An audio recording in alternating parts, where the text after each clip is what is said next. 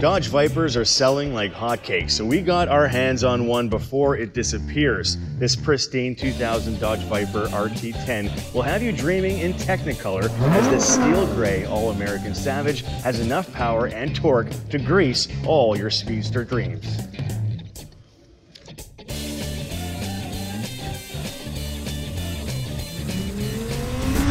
How much of your life do you spend waiting?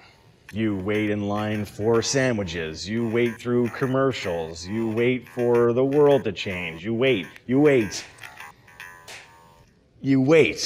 With the Dodge Viper, its 450 horsepower engine is just raw, unfiltered, naturally aspirated power there for you to wield the second you need it. Be careful on the corners as it lacks anti-lock brakes and traction control. Reckless driving in this car can be unforgiving. As you can see, no roll bars either. Flip over with the top down and you turn into Sleepy Hollow. The Viper hood is basically all of the front end here. It sits up in reverse in typical sports car fashion and protects the engine. This man-spreading Chrysler V10 is a repurposed truck engine.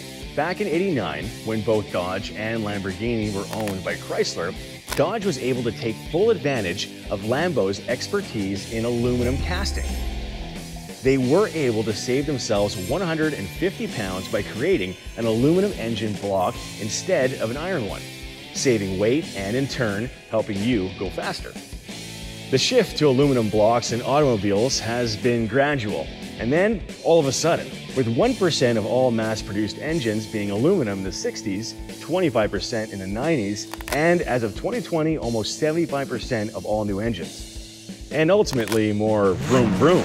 This all leads to the coveted race car level performance dragon we the people are forever chasing. Its gear ratios are quite interesting.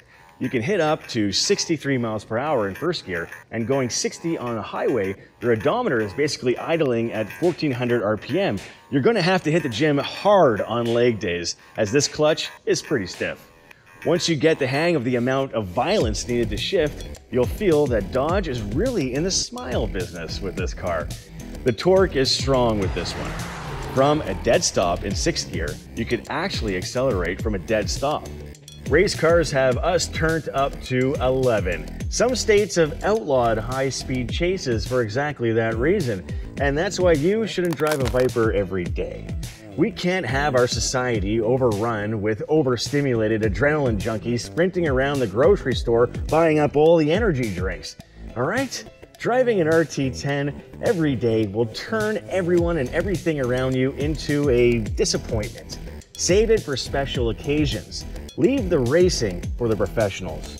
In the Viper, you shift the way God intended, with a leather-wrapped 6-gear shifter and 3 pedals. None of that paddle nonsense. The closest I could describe it to you is it's like going to the movies and having to sit all the way to the left of the screen, and then you have to compensate by looking all the way right. After a while, you do get used to it though, and it accommodates you by having the seatbelt coming right across from you from the right shoulder to your left hip, almost making you feel like you're riding in the passenger seat. It's not all discomfort though. You have a pump for your lumbar spine on the seats, akin to the Reebok pumps of the early 90s. The body is famously tropical looking. Uniquely, it has its name molded on the bumper instead of on the trunk. Vipers have been in Hollywood's limelight for more than a little bit, having been featured in major motion pictures like Tokyo Drift, Wanted, and The Nutty Professor. How do you get in, you will ask? It's got no keyhole, no visible door handle. Should we jump in from the 2nd floor? Not necessary. One push of the thumb and a delicate pull with a finger on this understated window frame Bluetooth earpiece looking handle does the trick. The Viper has one of the blackest interiors money can buy. Light cannot escape from its darkness. Bruce Wayne would be mighty impressed.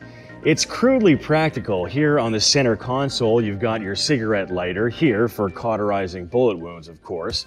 Power windows control here. Temperature dials here to pamper the driver, another luxury not available on some early 90s Vipers. A 6 CD player here, enough for most of Limp Bizkit's catalog. You've got your 3 vents and 4 dash gauges here, water temperature, oil pressure, fuel level, and battery voltage.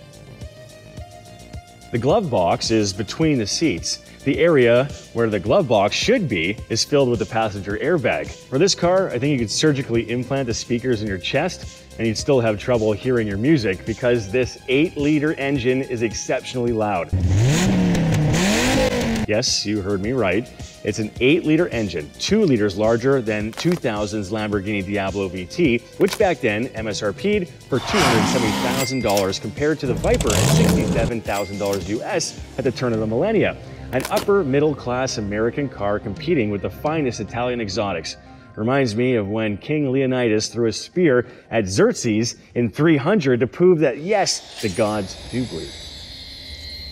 Of course, like King Leonidas in 480 BC, the Dodge Viper was taken out by the higher gods at Fiat Chrysler in 2017 for the third and perhaps the final time. Its execution has propulsed the Viper to instant classic status in just 4 years, making it a collector's item in 2021. Chrysler engineers did their best to get the best rigidity out of the chassis design. The Viper has a galvanized tube and sheet metal subframe, with 2 beams that go down the length of the car. Its glass fiber body sits itself on a steel tubular frame. You also have these side pipes running the length of the frame and are right under you because you sit so low, which tends to heat you up quite a bit as you roll along. Great for California nights, not so great for California days. You can leave it in the Targa style with a black window like so, with this acting as kind of a roll bar. And you can remove the back window entirely for the full open air feeling. All in all, this is a fine slice of high torque American pie. Any car here in Automobile EtCetera's lot will get you show-stopping attention. So why this Viper? Well, it's the only one left here with the allure of European styling on the outside, American muscle on the inside, and all that fun of hot rod culture many of us youngins missed out on the outside. That harmonious fusion of contours and cubic feet power is the car that pushed the Corvette to be great again, the precursor to the Hellcat, the usher to the revival and redesigns of the Challenger, Camaro, and Charger.